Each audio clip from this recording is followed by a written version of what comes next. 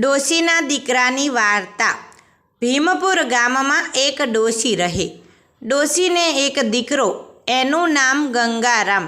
આ ગંગારામ ઘણો રૂડો રૂપાળો, ભણવામાં હોશિયાર, શરીરે સાજો નરવો, પણ એક વાતનું દુઃખ, ગંગારામને ભૂખ તો બહુ લાગે પણ ખવાય નહીં, એકેય કોળિયો ગળા નીચે ન ઉતરે। ડોશીની ચિંતાનો પાર નહીં, દીકરો ખાય નહીં તો માના ગળે કેમ કરીને ઉતરે। ડોશી તો ડૂબળી પડવા લાગી। બિચારી મંદિરે મંદિરે ફરે અને ભગવાનને એક જ પ્રાર્થના કરે કે મારા દીકરાને ખાતો કરું। 5મા વર્ષે પ્રભુએ ડોશીની પ્રાર્થના સાંભળી।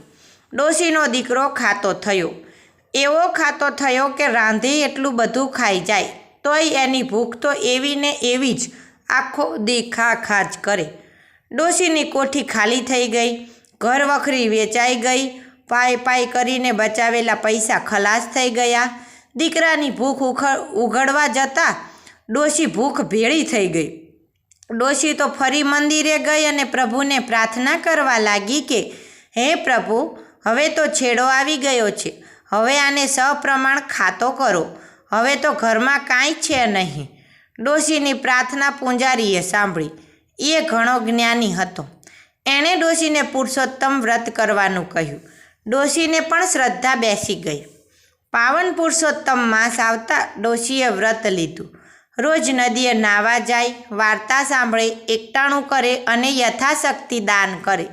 વ્રત પૂર્ણ થતાં જ દીકરાનું ખાવધરાપણું દૂર થઈ ગયું અને એ પ્રમાણસર ખાતો થયો। ત્યારે ડોશી ગદગદ હૈયે પ્રભુનો આભાર માનવા લાગી। પુરુષોત્તમ તણા વ્રતનો મહિમા અપરંપાર। શોક સંતાપ દૂર રહે, સદા સુખ મળે સંસાર। હે પ્રભુ, તમે જેવા ડોશીને ફળ્યા એવા સૌને ફળજો। જય જય પુરુષોત્તમ ભગવાનની।